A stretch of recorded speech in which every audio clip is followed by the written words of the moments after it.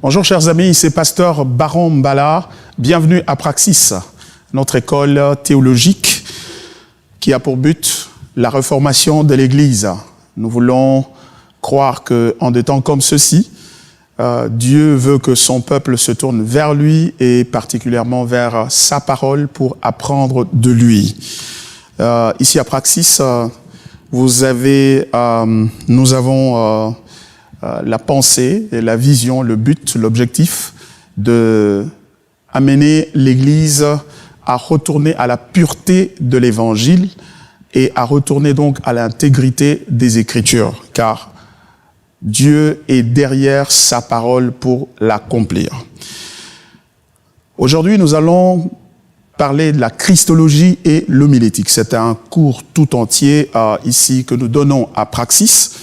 Un cours très intéressant et très important, comme vous allez le remarquer tout à l'heure. Je vais commencer aujourd'hui avec vous au travers de ce moyen de médias, de la vidéo, pour présenter le cours de Christologie et homilétique. Je sais que certains d'entre vous qui nous suivez, vous allez prendre ce cours comme un cours par correspondance. Et donc, il y aura plusieurs vidéos qui vont accompagner ce cours jusqu'à ce que nous allons le terminer.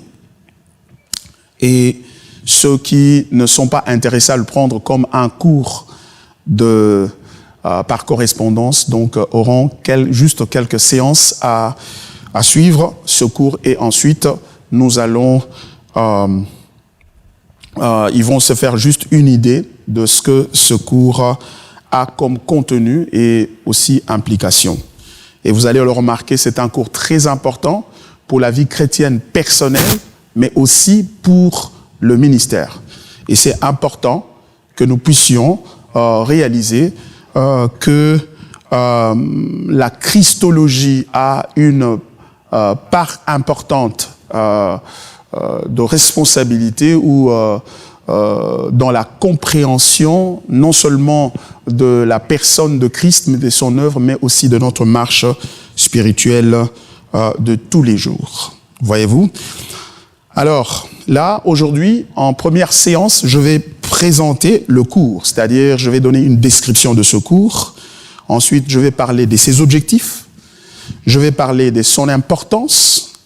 Et je vais aussi parler de la méthodologie que nous allons utiliser dans ce cours. Comme vous le remarquez, je suis là avec mon tableau, mes bouquins et mon ordinateur, parce que là, je ne suis pas en train de prêcher, mais je suis en train d'enseigner. Donc, je viens vers vous comme un enseignant.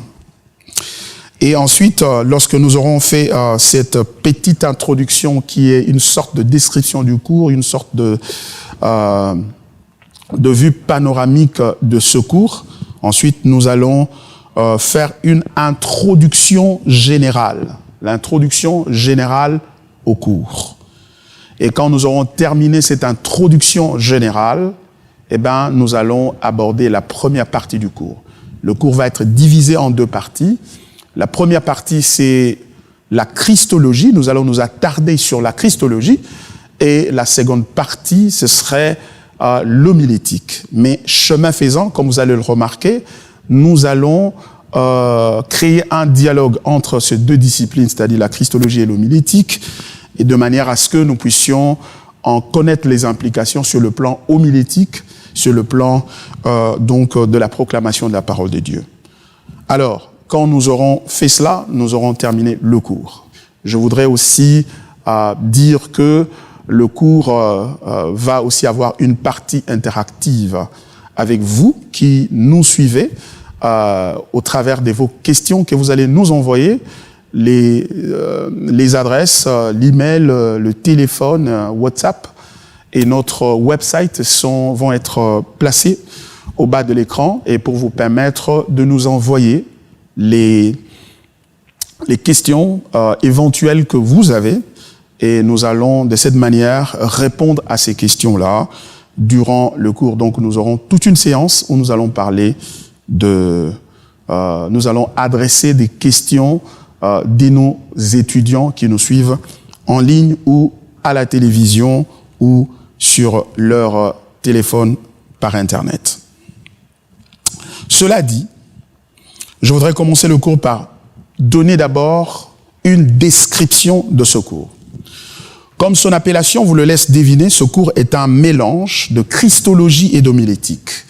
C'est-à-dire qu'il y a deux disciplines théologiques que nous amenons ensemble.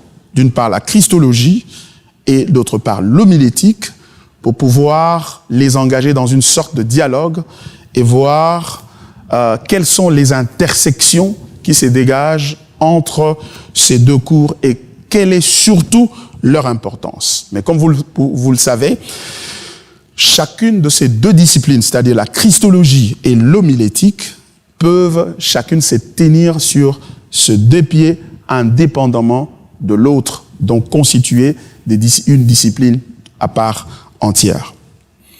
Et ce cours donc, en les amenant en conversation, amenant les deux en conversation, en jonction, ce cours va donc consacrer son attention sur la relation qui existe entre les deux disciplines, la christologie et l'homilétique. Donc, en d'autres termes, nous voulons procéder de la manière suivante. Nous avons d'une part la christologie,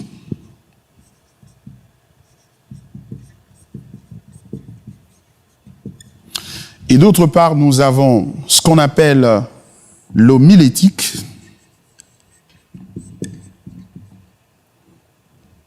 L'homilétique.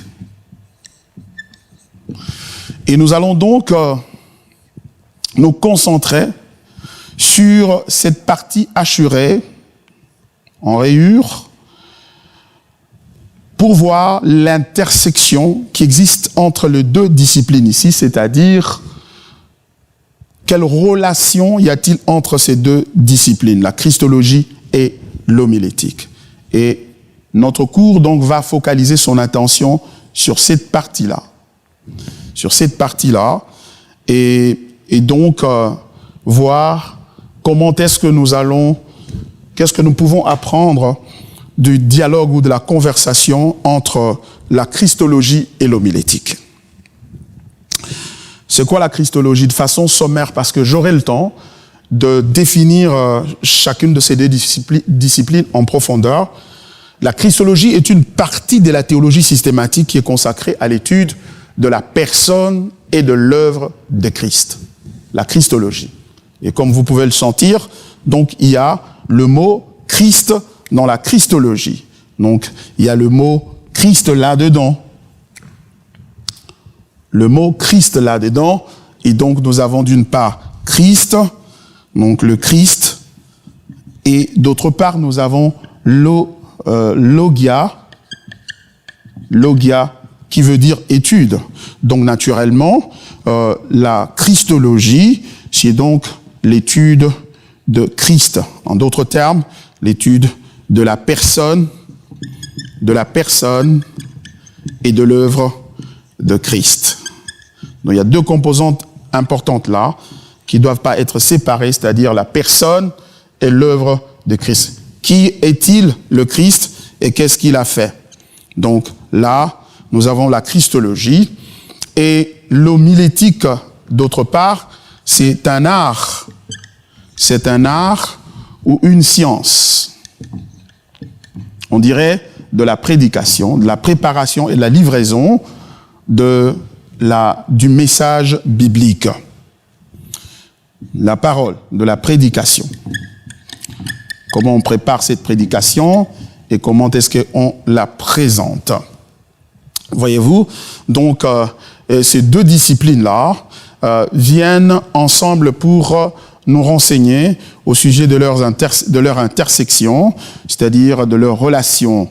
En d'autres termes, d'une part, nous avons Christ et son œuvre, et de l'autre part, nous avons comment proclamer la parole de Dieu. Et étant donné que la parole de Dieu, la Bible, a pour message central, nous allons le voir, la Bible a pour message central Christ et son œuvre, l'œuvre de la rédemption. Et de l'autre côté, nous avons la prédication de la parole de Dieu. La prédication de la parole.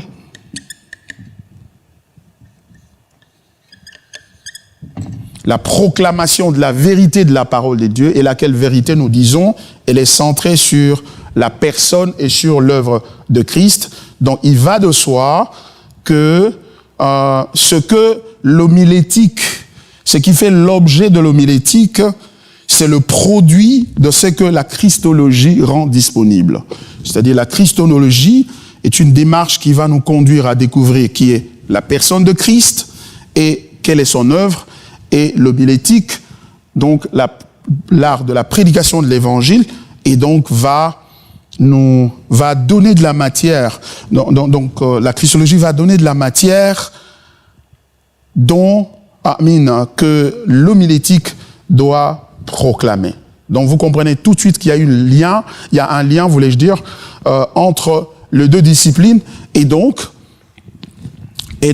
nous voulons découvrir ce lien-là et voir dans quelle mesure nous pouvons, au travers de notre vie personnelle en tant que chrétien et en tant que serviteur de Dieu, car dans notre entendement ici, tout chrétien est appelé à servir Dieu et donc à partager sa foi avec quelqu'un d'autre. Car lorsque nous parlons de l'homilétique, il y en a qui pourraient penser qu'il s'agit ici seulement des pasteurs qui doivent prêcher la parole de Dieu. Il ne s'agit pas seulement d'être prédicateur dans l'Église, il s'agit ici, l'homilétique aussi dans un sens assez large, où chaque croyant est appelé à partager sa foi avec les autres. Et donc, cette foi qu'il partage, c'est une foi qu'il comprend, qui est basée sur la personne et l'œuvre de Christ. Donc, l'homilétique est l'art ou la science de la prédication ou la proclamation de la parole de Dieu en vue de susciter la foi en Christ. Donc, l'objectif de l'homilétique, c'est de susciter la foi en Christ, de conduire à la foi en Christ. La foi en la personne de Christ, et lequel Christ nous est défini ici par la christologie qui fait partie de ce qu'on appelle la théologie systématique. Je vais y revenir et expliquer un peu plus en détail pour que nous puissions comprendre donc le lien qui existe ici entre les deux. Donc durant l'exposé de ce cours, nous allons passer en revue plusieurs connexions qui existent entre ces deux disciplines. Mais nous allons essentiellement focaliser notre attention sur comment la christologie informe notre homilétique dans le contexte du christianisme. Parce que les deux, voulais-je dire, disciplines, là, à savoir la christologie et l'homilétique, ne sont pas l'apanage du christianisme. Il y en a aussi dans d'autres religions. Mais dans le christianisme, lorsqu'on parle du christianisme, nous voulons focaliser notre attention la manière dont la christologie informe ou donne de la matière, donne une orientation, donne une base, un fondement à notre homilétique. Voyez-vous? Donc, c'est cela qui va occuper qui va nous occuper dans ce cours-ci. Cela dit, quels sont les objectifs donc de ces cours? Vous avez déjà remarqué dans ce que je viens d'expliquer, les objectifs de ce cours sont les suivants. À la fin de ce cours, vous devez être capable de, d'abord d'articuler à la lumière des Écritures l'identité de Christ. Articuler à la lumière des Écritures l'identité de Christ. Qui est Christ? Aujourd'hui, il y a une controverse assez alimentée autour de la personne de Christ. Et cette controverse n'a pas commencé aujourd'hui. Elle a commencé durant la vie même de la personne de Christ. Vous vous souvenez, un jour, le Seigneur Jésus-Christ a dû poser la question à ses disciples, leur demandant « Qu'est-ce que les gens disent que je suis ?» Et il y a eu plusieurs raisons, plusieurs réponses, voulais-je dire, qui ont surgi du discours des disciples, qui ont dit, certains disent que tu es prophète, d'autres tu es Jean-Baptiste, tu es Élie, ainsi de suite. Et finalement, il va leur poser la question, et vous, que dites-vous que je suis? Donc l'identité, la question de l'identité de la personne de Christ est au centre du christianisme, et non seulement au centre du christianisme, mais aussi au centre du monde et de l'univers. Car la Bible affirme que tout a été créé par lui, c'est-à-dire lui, Christ, et pour lui, Dieu le Père a créé au moyen de Christ et pour Christ. Donc l'univers est confronté à une question importante, une question existentielle. Et cette question, c'est la question de l'identité de la personne de Jésus. Qui est Jésus? Qui est Christ? Donc, à la fin de ce cours, nous voulons donner une réponse qui nous émane, qui nous vient de la Bible. Qu'est-ce que la Bible dit au sujet de la personne de Jésus-Christ? Deuxièmement, à la fin de ce cours, vous devez être capable de comprendre le lien qui existe entre la christologie et l'homilétique. Je l'ai brossé ici en bref, montrer la connexion, mais ce cours a pour but vraiment d'aller un peu plus en profondeur pour montrer la relation qui existe entre les deux disciplines, c'est-à-dire la christologie et l'homilétique. Et vous devez être en mesure de comprendre ce lien-là et aussi en comprendre les implications sur la vie chrétienne, mais aussi dans le contexte du ministère. Dans le contexte du ministère. Et ça, c'est très important parce que aujourd'hui, comme vous allez le remarquer, l'Église est confrontée à une crise profonde. Et cette crise, nous le croyons, c'est une crise christologique. C'est-à-dire une crise de la définition des contours de la personne, de l'identité de Jésus-Christ et donc de ses implications. Et c'est une question extrêmement fondamentale à laquelle nous sommes confrontés ici, la question de l'identité de la personne de Jésus-Christ. Troisièmement, l'objectif de ce cours, c'est aussi de développer une vision christocentrique des Écritures et de la vie chrétienne. Nous voulons qu'au terme de cet enseignement, au terme de ce cours, que vous soyez en mesure d'articuler une vision, de développer une vision christocentrique. Christocentrique, ça veut tout simplement dire centré sur Christ.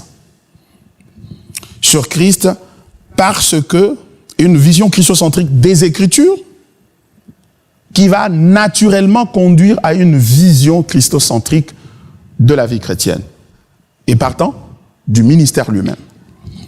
Donc, la Bible n'est pas un livre de développement personnel comme on le voit aujourd'hui.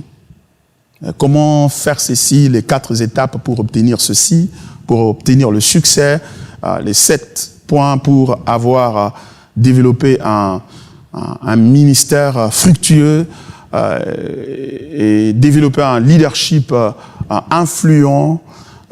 Tout cela, c'est bien. Nous ne sommes pas contre ces choses-là. Mais lorsque nous venons à la Bible est écrite par 2 types d'auteurs. Le premier type d'auteur, c'est l'auteur divin. Et le second type d'auteur, c'est l'auteur humain. Nous avons plus de 40 personnes qui ont écrit la Bible, plus de 40 auteurs. Mais au-dessus d'eux, il y a l'auteur divin, c'est-à-dire Dieu qui a inspiré les Écritures. Et il les a inspirés dans un objectif déterminé. Et cet objectif, c'est de nous présenter qui il est au travers de la personne de son Fils, Jésus-Christ, et ainsi, de manière à ce que nous puissions répondre à cette description de sa personne par la foi. Et la vraie foi, c'est celle qui a des œuvres qui l'accompagnent. Et cette foi-là, et cela, la vie chrétienne. Donc, si l'objectif de la Bible, tel que nous le disons, est christocentrique, et donc il doit en résulter que la vie chrétienne doit être christocentrique. Mais lorsque nous parlons du christocentrisme ici, il est important de comprendre ce que cela signifie, parce que nous entendons beaucoup de gens aujourd'hui commencer à parler du christocentrisme comme si c'était une mode. Ils veulent peut-être se contextualiser parce que les autres parlent de christocentrique. Alors si je n'en parle pas, je vais rester en arrière et je vais rater le train, comme qui dirait. Non, tel n'est pas le cas. Nous allons ici, parlant du christocentrisme, expliquer ce que c'est, ce qu'il implique et comment la Bible, sur ses propres termes, présente le christocentrisme. Et ça, c'est très important. Ensuite, un autre objectif, c'est de comprendre les étapes requises vers une prédication christocentrique. C'est-à-dire, puisque le cours de Christologie ici est en dialogue ou en conversation avec l'homilétique, nous allons voir comment cette vision christocentrique qui est développée dans la Christologie émerge des Écritures et va informer notre prédication. C'est-à-dire informer la manière dont nous lisons les Écritures et nous les présentons aux autres. Bien entendu, après les avoir pratiquées soi-même. Donc, nous allons voir des étapes requises qu'il faut pour vous aider à prendre la Bible, à la lire christocentriquement, comme Jésus l'avait fait. Vous savez, Jésus, sur le chemin d'Emmaüs, avec ses 2 disciples, la Bible dit qu'il a parcouru tout l'Ancien Testament, commençant par Moïse jusqu'aux prophètes. Il leur a montré que le Christ devait souffrir avant d'entrer dans sa gloire. Et donc, Jésus a lu les textes de l'Ancien Testament christocentriquement. Et nous voulons faire comme Jésus. Nous voulons lire la Bible comme Jésus et ainsi faire le ministère aussi comme Jésus. Et c'est très important ici, donc, que nous puissions comprendre ces étapes-là. Et nous allons les démontrer. Ensuite, nous allons parler, ce cours va montrer comment préparer et délivrer une prédication christocentrique. Il ne suffit pas seulement de l'articuler, de comprendre les étapes, mais comment, dans la pratique, préparer et délivrer un sermon ou une prédication christocentrique. Parce que il est courant aujourd'hui dans l'Église d'entendre des prédications qui, on se demande, où est Christ dans ce sermon? Et lorsque Christ n'est pas le centre du sermon, ce n'est pas du christianisme, ce n'est pas un sermon chrétien, pas du tout. Aujourd'hui, certaines prédications peuvent être prêchées par un imam ou un prêtre bouddhiste sans qu'il ne court le risque de s'opposer à sa religion ou de se faire virer par ceux de sa religion. Pourquoi? Parce que il y a de moins en moins de Christ dans la prédication. Ça, c'est devenu de la morale, c'est devenu soit le positivisme ou le développement personnel habillé avec certains versets bibliques. Et lorsque ce Christ-là est absent du sermon, il s'ensuit que ce sermon-là ne peut pas conduire au disciple-là et donc à la transformation de vie que Jésus-Christ nous a promis par le Saint-Esprit. Voyez-vous? Donc, c'est pour cela que ce cours a cet objectif de corriger ce problème et surtout de nous aider à préparer et délivrer une prédication christocentrique. 6e point, c'est de reconnaître et identifier une prédication axée sur la morale et ou la religion. C'est-à-dire, vous savez, nous avons reçu chacun la responsabilité de protéger sa foi, la responsabilité de garder sa foi contre l'intrusion du diable par des faux enseignements, la séduction qui nous déroute de la voie du Seigneur pour nous amener loin de lui. Alors, cela étant le cas, il est important que dans cette sorte de foisonnement de prédication, avec l'avènement de médias sociaux, de l'Internet, donc les prédications ne sont plus une rareté. Mais comment savoir qu'une prédication est bonne? Elle est bonne lorsqu'elle est centrée sur Christ. Mais comment reconnaître la différence entre un sermon centré sur Christ et celui qui est centré sur la morale et centré sur la religion? C'est l'un des objectifs que nous poursuivons dans ce cours pour armer les enfants de Dieu de la capacité de réfuter les erreurs doctrinales et des erreurs qui s'infiltrent dans les prédications, parce que certains des prédicateurs sont tout simplement animés par la volonté d'épater, d'impressionner, de se faire valoir, ou pire encore, de faire de l'argent. Septièmement, et le dernier point, l'objectif, c'est de développer une philosophie de ministère christocentrique. Nous ne voulons pas que le christocentrisme soit seulement un slogan qu'on va scander ou qu'on va balancer à tout moment en ligne, dans les prédications, ainsi de suite, mais que ça devienne une philosophie de vie et de ministère. Et vous allez comprendre dans la suite de notre exposé pourquoi cela est très important par ce temps qui court. Cela dit, j'ai terminé le point sur les objectifs du cours. J'en ai cité 7. La liste n'est pas bien entendu exhaustive, mais j'ai voulu résumer ça à ces 7 points de manière à ce que nous soyons concentrés dans le peu de temps qui nous est imparti à pouvoir présenter la matière de manière à permettre à nos étudiants que vous êtes ou à nos auditeurs qui nous suivent, nos téléspectateurs également, à intérioriser certaines valeurs à la suite de ce cours. La méthodologie. Parlant de la méthodologie, ce cours va essentiellement se donner sous forme d'exposé magistral durant lequel la matière va être exposée par le professeur que je suis dans le cas d'espèce.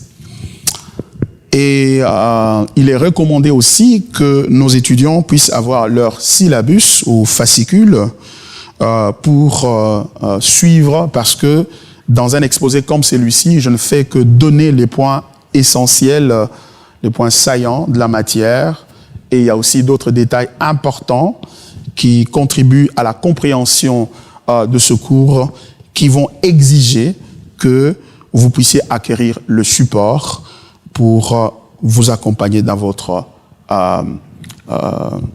apprentissage. Alors dans ce cas, n'hésitez pas de nous écrire pour obtenir votre support, et nos étudiants le savent, donc puisqu'ils sont dans le système, dans notre système, donc ils vont déjà avoir leur support au travers de notre administration. Nous allons aussi, au travers du cours, recommander un certain nombre d'ouvrages. Vous voyez, j'en ai quelques-uns ici. J'ai un ouvrage ici, Biblical Theology of the New Testament. C'est la théologie biblique du Nouveau Testament. J'ai la version en anglais ici. Nous avons, si vous le désirez aussi, vous pouvez avoir nos ouvrages. Vous pouvez aller sur notre website, et là, vous allez trouver un certain nombre d'ouvrages que nous avons recommandés. Notre website est listé sur l'écran pendant que vous êtes en train de suivre ce cours. Donc, et nos étudiants vont également, comme nous l'avons dit au début, nous allons recevoir des questions de votre part, et nous aurons une séance où que nous allons dédier tout simplement à la réponse aux questions qui nous sont posées. Donc, envoyez-nous un email, envoyez-nous un message par WhatsApp ou par texto, ou par tout autre moyen que vous jugez important, par exemple sur notre website. Et là, donc, nous allons répondre à ces questions. Vous savez, avec le contexte actuel dans lequel nous nous trouvons, les gens ont beaucoup d'occupations, beaucoup de réalités. Parfois, il est difficile de venir s'asseoir dans une salle de classe pour suivre le cours. Alors, nous avons pensé qu'il serait bénéfique et profitable pour d'autres qui n'ont pas cette possibilité, n'est-ce pas, donc, de profiter de cette technologie qui est à notre disposition au travers de ce cours. Voilà. Quelles sont les exigences de ce cours? Les exigences du cours sont les suivants. Nous allons, il y a un examen qui est général, qui est prévu à la fin de ce cours, et nous allons vous demander de prendre cet examen pour ceux qui veulent avoir le crédit dans ce cours. Nous allons donc rendre cet examen-là disponible et vous allez le prendre à la fin de cours.